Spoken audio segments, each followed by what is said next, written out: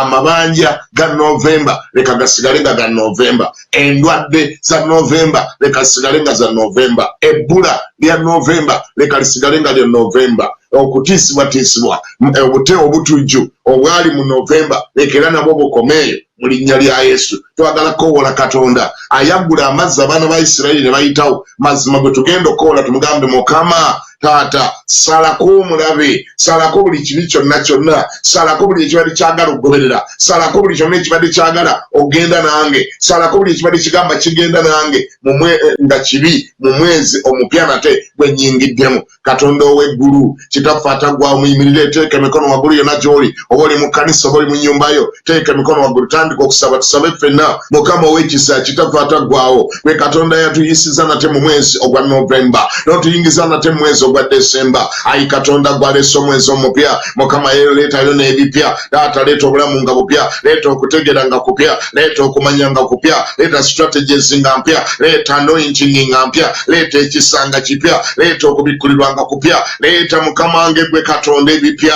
leeta Mukama wange gwe ideas empya. Taata mu bulamu bw'omukazi oyo, taata mu bulamu bw'omusajja oyo, taata mu bulamu bw'omuwala oyo, taata mu bulamu bw'omulenzi oyo, era Mukama gwe Katonda ow'ekisa. Taata tuwulidde gwe Mukama abaana ba Isirayiri Mukama baava e Misiri, waliwo ebyagezaako okwagala okubagoberera, waliwo Falaawo yagezaako okubagoberera, waliwo mazima ebyagoberera, waliwo emizimu egyagala okugoberera nga gigamba mbadde nkutulugunyiriza mu November tugende ne mu December nkutulugunye. Mukama ebyo tubirabuukiridde, kyetubule tujja mu maaso go gwabisobola, tujja mu maaso go gwabiyinza. Taata nga tukwegayirira Mukama tobiganya, taata tobiganya, toganya Mukama wange ssebo ndwadde, toganya Mukama zibbomu, toganya Mukama kufa, toganya mabanja, toganya bwavu, toganya bbula, toganya Mukama ebadde byagala okukrossinga, ebadde byagala okukrossinga nga biva gye tuva ewaca mu linnya lya Yesu Kristo Omunazaalesi. Tubigaana nga tubisazaamu. Ayi Katonda gwayinza buna Mukama taata nkyembudde nkwegayirira gwe Mukama gudde amazzi, gwe Mukama gudde oluguudo, gwe Mukama walirira ebisenge. Taata tuwa okutambula n'obuvumo Mukama tuukire ddala emitala, era otulage Mukama ng'otwala mu nsi ensuubize mu linnya lya Yesu Kristo Omunazaalesi ekulukuta amata n'omubisi gw'enjuki. Eyo gye nsabira abaana b'obulamu Mukama abakimeekinze, taata abakimeekinze abasobodde okutuuka mu mwezi gwa December. Manyi nga tobatuusizaayo Mukama, totuleese mu December tubonyaabonya, toyisobola kubanga otuleese eno Mukama taata kutulaga bubi, toyinza kubanga otuleese eno Mukama taata ate otuleke, toyisobola kubanga otuleese eno Mukama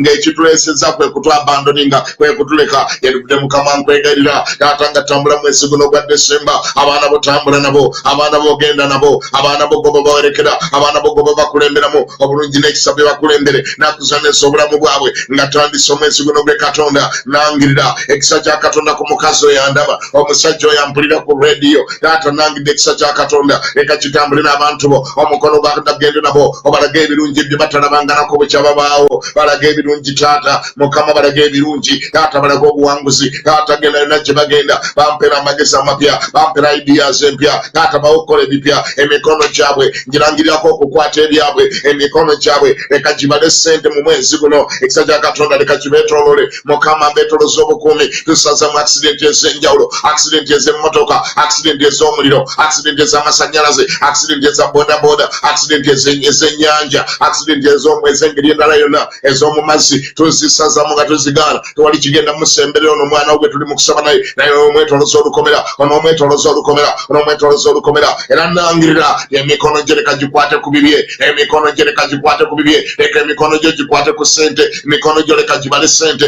emikono gye leka gibale ssente mu mwezi gwa December. Oguyitemu nga Mukama akuwadde recovery, buli kyonna kyonna ky'osubiddwa, buli kyonna kyonna ekyonoonese, buli kyonna ekyonoonese, ebyayononeka mu January, ebyayononeka mu February, ebyakwononekako mu March, mu April, mu May, mu June, ebyayononeka mu July, mu August, September, October, November. Katonda akukompasating, Katonda manyidde ddala ng'asobola bikompasatinga. Mukama manyi ng'asobola okubikomyawo. Katonda oyo ayakompasatinga Joseph oyo musajja ato yali mulamu obuzibu, obulamu bwali bujjudde okubonaabona, obulamu bwali bujjudde okusuulibwa mu kinnya, obulamu bwajjula okukola nga house boy, obulamu bwajjula ogendako mu makomera, naye Mukama bwe yatuuka omukompasatinga n'amufuula prime minister. Leka Mukama Katonda akunkompasatingire, Katonda akukompasating, Katonda abireete byonna bikuŋŋaanye byonna byezofiirwafiirwa. Eyo yanti ye yagamba ndi ku kubanga ndikuddisa akakyakabye kalya ndibikuddisa